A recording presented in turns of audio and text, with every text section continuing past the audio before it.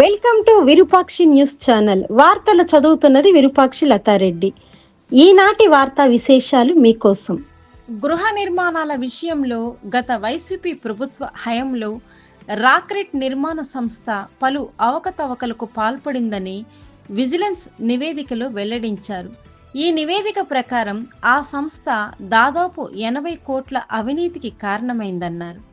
ప్రభుత్వ ఆదేశాల మేరకు ఈ మొత్తం రికవరీ చేయడం, సంబంధిత అన్ని రకాల లీగల్ చర్యలు ప్రారంభించడం మొదలుపెట్టారు.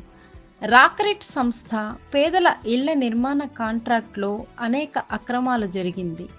వారి ద్వారా గృహ నిర్మాణం చేయకుండానే కాంట్రాక్ట్ బిల్లులు తీసుకోవడం, సిమెంట్, ఇసుక, స్టీల్ వంటి సామాగ్రి సొంత అవసరాలకు వినియోగించడం మరియు అసంపూర్ణ గృహాల నిర్మాణంపై సందేహాలు ఉన్నాయని, దీనితో పాటు గృహ నిర్మాణ శాఖలో కమ్మకాసుతో అధికారులు నియామకాలు చేసి అడ్డుపడే అధికారులు బదిలీ చేయబడ్డారని తెలుస్తుందని ఈ సందర్భంగా చంద్రబాబు నాయుడు అన్నారు.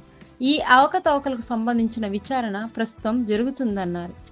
ప్రస్తుతం కొత్త ప్రభుత్వం ఈ అక్రమాలపై సత్వర చర్యలతో పాటు రాక్రెట్ సంస్థతో పాటు వాటికి సహకరించిన అధికారులపై కూడా కేసులు నమోదు చేయాలని ఆదేశాలు జారీ చేసింది.